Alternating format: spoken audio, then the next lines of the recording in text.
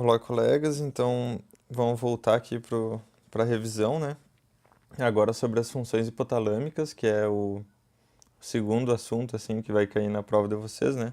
Primeiro foi o diencéfalo ali, que a gente viu, e inclusive vimos o hipotálamo, né? E ele vai estar presente aí bastante no assunto, principalmente aqui nas funções hipotalâmicas, e também no sistema límbico. Então, o hipotálamo é uma das regiões que a cadeira meio que foca, assim. Ah, então, o hipotálamo ele tem uma função de preservação da homeostase, né, esse equilíbrio no corpo humano e do funcionamento do corpo humano. E ele vai se dar por três maneiras principais aqui, né, que seria através do sistema endócrino, do sistema autônomo e do sistema motivacional. O endócrino, então, é pelo controle da hipófise que a gente viu ali, que está numa das partes anatômicas ali do hipotálamo. Ahn, o sistema autônomo, e daí é pelo sistema simpático e parasimpático, né? A ativação de um dos dois. E o sistema motivacional, que seria pelo sistema límbico, que depois a gente vai ver ainda, mais específico.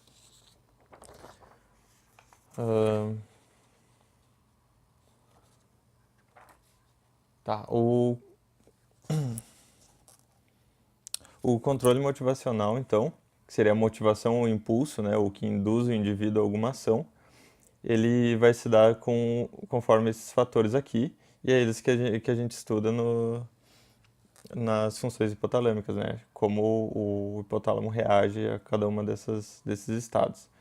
Então seria de frio e calor, de fome e sede, que é o comportamento alimentar, de sexo, que é o comportamento sexual, e as reações de defesa, que é o comportamento emocional.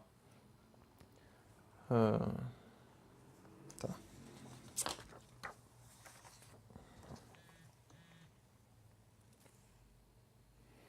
Tá, então vamos para o primeiro deles, né, que é de frio e calor. Então acontece a regulação de temperatura e isso só se dá porque tem meio que um termostato no hipotálamo, né, que fica no hipotálamo posterior, junto com, tipo, ele recebe as informações dos receptores sensoriais, né, que são espalhados pelo corpo, e receptores do próprio hipotálamo, que fica na área pré-óptica. Então, esse termostato então vai provocar alterações, né? Que elas vão ser autonômicas, endócrinas e comportamentais, que é bem aquele que a gente viu no início lá, né? Que as três formas de ação do hipotálamo.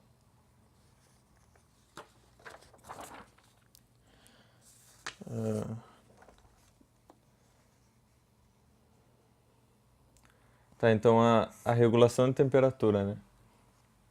Ela a forma autonômica dela, né? São três que a gente acabou de ver, autonômica, endócrina e comportamental. A autonômica ela vai ter dois mecanismos, a de perda de calor e de produção de calor. Perda de calor através do aumento da sudorese e vasodilatação periférica. Aí a produção de calor é uma diminuição na sudorese, vasoconstrição periférica, a piloereção, né, que é o arrepio, né, ficar com o pelo arrepiado, e o aumento do metabolismo celular. Isso através do sistema autônomo. Agora, através do sistema endócrino, para a produção de calor, aumenta a produção de TRH, que é um hormônio liberador de tireotrofina, que ele aumenta o metabolismo celular a longo prazo, no caso. E as alterações comportamentais é mais o que a gente acaba notando um pouco melhor, né? Que seria para perder calor a anorexia, né? Não comer, a inércia. E para produção de calor seria tremores, a posição que a gente escolhe ficar e ações como esfregar as mãos ou algo desse tipo para se esquentar.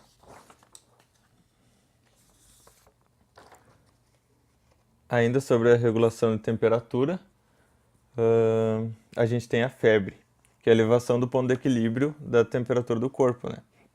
E isso traz benefícios e complicações. Os benefícios é que inibe o crescimento de patógenos, e tumores, que essa é a função da febre, né?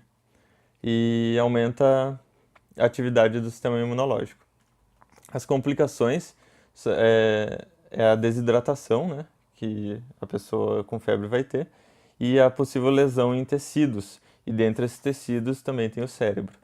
Aí ali no material da professora ela mostra, tem uma barrinha com as temperaturas, né? Daí dos 37 aos 41 a gente teria os benefícios, né, de inibir o crescimento dos patógenos e aumento da atividade do sistema imunológico. Do 41 ao 43 já começam as lesões em tecidos, e do 43 para cima seria considerado a morte, né? O indivíduo morreria por causa da temperatura corporal.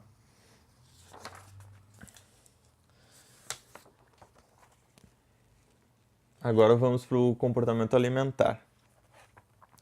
O hipotálamo então ele integra sinais internos, né, que isso ativa ou desativa a busca por alimentos. Então a fome, né? O centro da fome ele está localizado no hipotálamo lateral.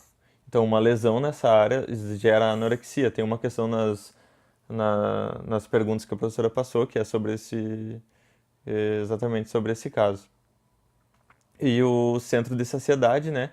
Que é o hipotálamo ventromedial, que é nele que ativa, né, quando tu está saciado de comer. E uma lesão nessa área pode gerar obesidade hipotalâmica.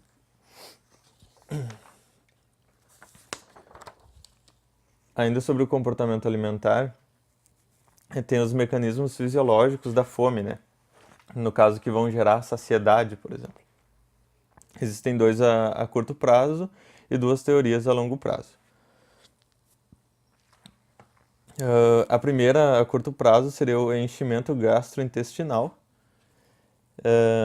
que é dada a partir da distensão do trato gastrointestinal. Seria quando o estômago ali, ele para de ter a tensão, né, de estar cheio, e a gente vai, tipo, absorvendo os alimentos, né? Isso aumenta os lipídios e com isso um hormônio que é CCK, né? Eu pesquisei aqui, é colecitonina, na verdade. E ele é justamente é liberado para a digestão e também para dar essa sensação de saciedade. Os fatores orais, então, que seria pela mastigação, deglutição, salivação e paladar, que gerariam a partir desses mecanismos, né, desses fatores, gera saciedade, assim, tu mastiga, tu engole e tu se sente saciado. E daí a longo prazo agora tem a teoria glicostática, que seria relacionada à glicose, né, que ela vem a partir da concentração de glicose plasmática. Então, eu acredito que seja pela quantidade de glicose, né, no plasma, e que seria, não sei se no sangue ou dentro das células, e a partir disso tu tem a saciedade. Isso a longo prazo, né? Tu come menos ou alguma coisa assim. E a teoria lipostática, que seria a partir do depósito de gordura, né? Conforme está o depósito de gordura, tu vai sentir mais fome ou menos fome. Além disso, tem outros fatores que meio que em todos esses comportamentos existem esses outros fatores que pode ser dado pela cultura, o odor da comida, o sabor, pelas contrações de fome, pela genética e também por fatores psicológicos, né? Todos os distúrbios alimentares, alguma coisa assim.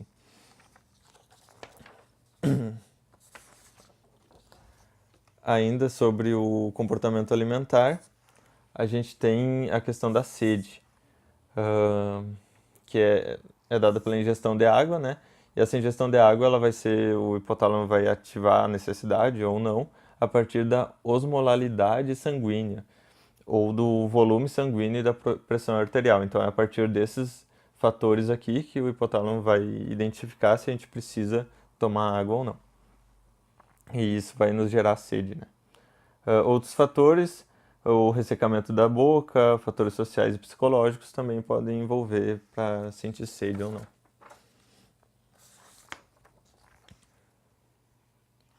Agora o comportamento alimentar, o comportamento emocional,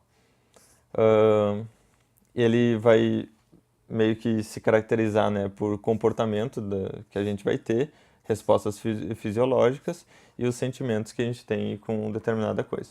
Isso tudo vai envolver meio que o que a gente estuda em TCC, né? Que é uma resposta, recompensa e punição. Isso seria os eventos reforçadores, né? Positivo e negativo. E a forma como o corpo vai reagir, o hipotálamo vai identificar e liberar algumas coisas.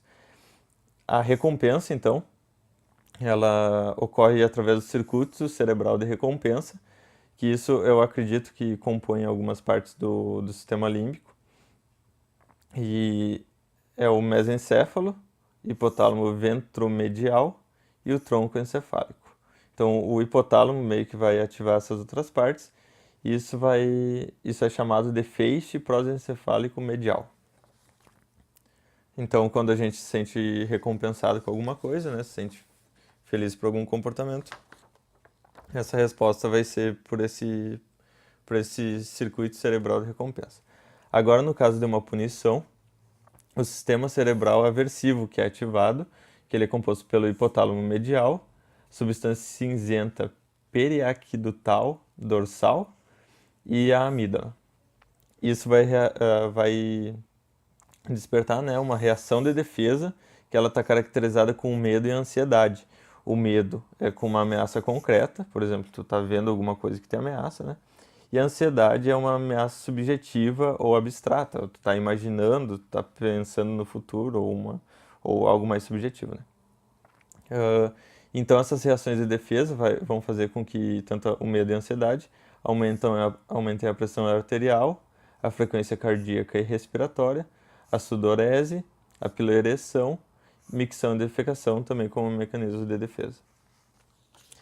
E sobre as funções hipotalâmicas, o que tem no material é isso. Tá resumido, né? E agora só falta o sistema límbico. Acho que já vou fazer no mesmo vídeo, aproveitar, porque senão o outro vai ficar muito curtinho, que o sistema límbico ele é um pouco mais complicado, mas acaba não sendo muita coisa para revisar. Então o sistema límbico está muito relacionado com a emoção, né? E a emoção, não só pelo sistema límbico, mas ela também é ditada pelo hipotálamo e pela área pré-frontal. Então, as partes, né, do sistema límbico, vocês podem observar nas fotos que tem no material da professora. Eu vou ver se coloco alguma imagem aqui também. Vou até esperar um tempo para se eu botar. E então, as partes anatômicas, né, ela se dá primeiro pelo hipocampo, que é onde acontece o armazenamento da memória. E uma lesão nessa área, tu vai ter dificuldades relacionadas à memória, né? O tálamo, então, que ele envia para o córtex sensações de audição, visão, paladar e tato. Dentro do tato, né, a pressão, dor, temperatura. E integra o sistema sensorial e motor. Isso no tálamo, né? O hipotálamo, então, ele regula o sono, o libido, o apetite e a temperatura corporal, que é mais ou menos o que a gente estava vendo, né? Se a gente não tinha visto o sono. Isso dentro do sistema límbico, né? A amígdala, que ela é relacionada com a percepção semiconsciente, né? Ela cria um padrão de comportamento para determinada ocasião. Por exemplo, se eu sofrer um assalto num banco e eu vou começar a ter medo de banco, pode ser que o meu comportamento num banco comece a mudar por causa de um padrão de comportamento que eu desenvolvi ali. Ou em qualquer ocasião específica, a gente meio que vai criar um padrão de comportamento, né? Isso é pela amígdala dentro do sistema límbico.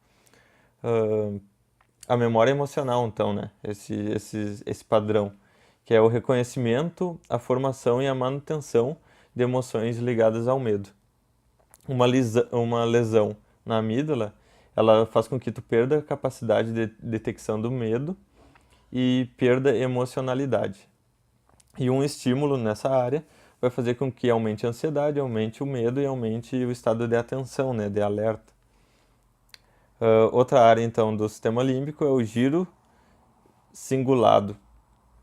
Ele tem o controle visual, auditivo e alterações emocionais. Quando estimulado através de uma medicação ou por algum outro motivo, ele tem efeitos alucinógenos.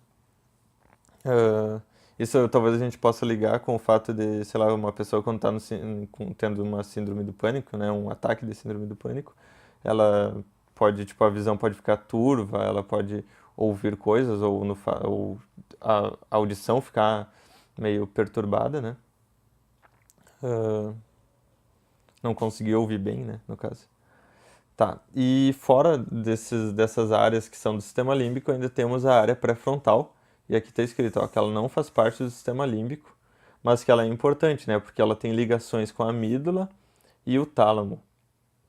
Uma lesão nessa área faz com que tu perda níveis de concentração e responsabilidade social.